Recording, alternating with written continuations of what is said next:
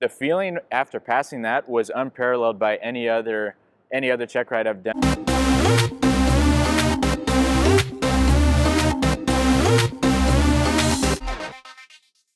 Got the offer from the charter company and signed the offer letter. They say you're going to start on this date. This is going to be your schedule. It's an alternating 10-day on-call, 5-day off-call schedule. And they originally said that as far as the training portion on the offer letter, they said that they were going to be doing in-house SIC type training, similar to what I mentioned with that other in-house SIC type rating that I got with the CE 500 for that Bravo. Is going to be similar to that. You go with the company check airman, you do the ground training, do the maneuvers and all that stuff, and then get signed off by him. Then they decided, I don't know whether for insurance reasons or what, they decided to change the plan, which I was more than happy with, which was to send us all to law for the Citation CJ2. So it's that CE 525 type. And so it's again going to cover the straight CJ, the CJ1, the 2, the 2 plus, the 3, the 3 plus, the 4, and then the M2. Now they've got a M2 Gen 2 and I think the CJ4 Gen 2. It should all be covered under that same type. So really diverse type rating. Obviously, you see a ton of CJs out there all over the place. So as far as like for contract opportunities, when I'm not flying full time for these guys, it's a really good type to have. So they sent us to a PIC type rating at the flight school with ground school simulator, all that kind of stuff. So then I show up on day one, and it says on my schedule CE 525S initial. They had already they just put us all in the single pilot type rating training. So I figured, well, that's awesome because I wanted to do it anyway, and the decision was basically made for me. And so I just figured, okay, we'll make it happen. That was what I was going for anyway. And so we we did 6 days of ground training. And one thing this is my first type rating. I was literally, before going out there, searching on YouTube and everything, just videos, people just talking about their type rating experience, just like I'm doing right now, and what it entails, what am I getting myself into, what is this going to look like, because I had no idea. Again, my first type rating, first time going to fly a simulator and stuff like that, and so I didn't know what it was going to look like. And so talking to a friend of mine who flies a CJ3 Plus for a charter company, he was telling me, so it's going to be the same type. He was telling me all this stuff. Well, you got to know this and you got to know this, and talking about like the amount of pins in the cabin entry door, and like all this different hydraulic system and fuel system and all this different stuff, and kind of throwing it at me. Well, you got to know this and you got to know this, and it seemed like it was going to be a super overwhelming experience. I'm like, how am I going to learn all this stuff? And then they gave me a manual that's like 500 pages long, and you're looking at it going like, how is this? I mean, at least I was thinking, I'm like, so I just have this book and I just got to go through and learn this stuff and hope to be ready by the time I get there. And so it seemed like it was going to be much more overwhelming. I was looking forward to it, super excited for it, but it seemed like it was going to be much more overwhelming than it actually was. Then when you get there, it's not nearly that. It was not nearly as overwhelming as I thought, because they do 6 days of 6 days of ground training, and they don't throw everything all at you at once. You start with whatever fuel system or hydraulic system on the first day. You go through all that stuff, and then the next day you'll go through pressurization, and then the next day you'll go through anti-icing the environmental systems, and then the next day they'll do it, walk around, talk about control surfaces and the structure of the aircraft, and you go over engines. So you do it just step by step, all of the different systems. They're not just throwing everything all at you at once.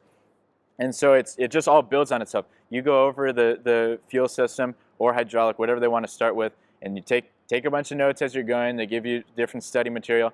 You go home to your hotel that night, and then just, at least what I did, I would just review all the notes that I took that day, review any sort of study material that they gave us, and then review each day, just so you learn them, because it's a lot of stuff to memorize. Review the memory items, review the limitations of the aircraft, and review the enunciator panel for this to know, okay, what does every single light on that enunciator panel mean? What does it mean? What is it telling me? How do I fix it? What could be a related issue, something else another light that might pop up or something.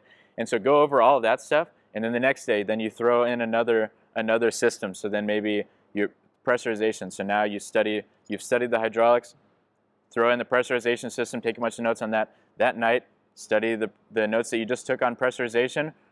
Just glance through the hydraulic notes that you took from the day before, and just kind of do that and just keep building on it as you go. And it's not nearly as overwhelming as you think, because it's just building blocks, and you end up with the full systems knowledge at the end of that ground training. Meanwhile, studying again those memory items, the limitations, the enunciator panel, and it ends up it's a good program. So we did 6 days of ground training, followed by an off day. Just basically take a break, and then come back the following day to start the simulator sessions. It was supposed to be a 2-week program. We did it was I think 4 days of simulator after that initial off day, and then the check ride was supposed to be 2 days after that, one more off day in between that and the check ride. Then there were some sim malfunctions and a whole bunch of people on the schedule, and so it ended up turning from a 2-week thing to a 3-week thing, because the last simulator session is basically you do, okay, this is just going to be a mock check ride, we're going to see if you're ready, and then at the conclusion of that, your instructor that's in the sim with you, he's your recommending instructor. He's either going to tell you, hey, I think you're ready, or you're not. At the end of my last session, he told me, hey, I think you're ready. I think you're going to pass. And I said, I think I'm ready as well. I think I'll pass. I think I'll do fine. But I didn't have that super, super confident feeling like I'm ready for this. I felt like I'm good. If everything goes right, I think I'm going to pass. He obviously thought that I was going to pass. I probably could have gone in and passed the check ride after that. And I'm not talking about check ride nerves, because obviously you're going to have check ride nerves and jitters going into any check ride. There's really no way to avoid that. But you do have a feeling, you can have a very good gauge inside of whether you really truly feel comfortable, or if you could maybe just use one more session. And so I told him, he said, you're ready. And I said, what if I just take one more simulator session, just one more 2-hour session, polish everything up, and then I feel like at that point I'll feel really, really comfortable, and obviously still some jitters, but I'll feel comfortable and ready to go going into it. And he said, yeah, no, that's a good idea. Everybody that I talked to, they all said, yeah, it's amazing the difference that one more simulator session will do as far as your confidence. The simulator broke. It was down it wasn't just a software issue, it was a hardware issue. So it was down for a solid, I was waiting to sit in on another crew member that from the same company that's out there training. I was going to sit in on his exposure, or on his sim session, to just get more exposure, which I'd highly recommend that. If you go with other crew members from the same company, rather than sitting at the hotel, you might as well be sitting and watching and chair flying their simulator session, which is what you either just did, or maybe you're going to go right after him. But as much exposure as you possibly can. I sat in on every single sim session that I could that was not my own, just to see it more. The more that you see it, and the more that you can sit back there in the observer seat and literally chair fly it exactly as, and just even thinking, you're not holding the controls obviously, but just sitting there thinking, okay, what would I do in this situation? What am I going to do next? How am I going to stay ahead of the airplane? What altitude am I going to be setting? If I'm going to be setting a heading, if I'm in nav mode or something, what heading am I going to set to just stay ahead of the airplane? What am I going to program anything in the FMS at this time? What checklist am I going to run? All of that stuff, just chair flying it. Just literally just get yourself in the mindset of like, okay, what would I be doing? And it'll just help you so much on the actual, like during your actual sim sessions, and ultimately in the check ride at the end. And so I was ready to sit in on his session. And we sat there. We sat in the sim. They said, sim's broken. We called the sim tech out to fix it. We waited about an hour sitting in the sim, and for them to hopefully fix the issue.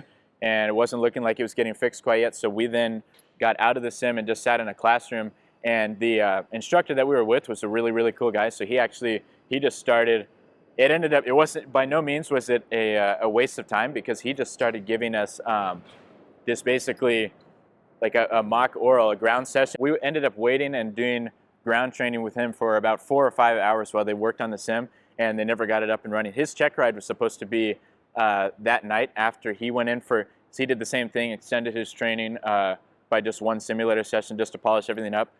I would highly, highly recommend you do that. Everybody there at the flight training center, they all said the same thing.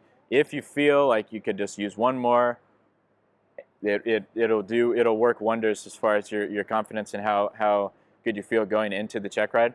So he did the same thing. He was supposed to do the check ride that evening, and obviously it was at that point 9 or 10 o'clock at night, and not only had the simulator session not started, but the check ride obviously hadn't started as well. So by the time he was done with the 2-hour sim session, it's going to be like 11 o'clock, midnight, and then starting the check ride. It just wasn't gonna be optimal for timing. He's going to be super exhausted. We're getting into like early morning, late night, and not a good time for the check ride. So he decides to postpone it. They basically just let him call, okay, what do you want to do? And he said, well, I'm going to be way too tired.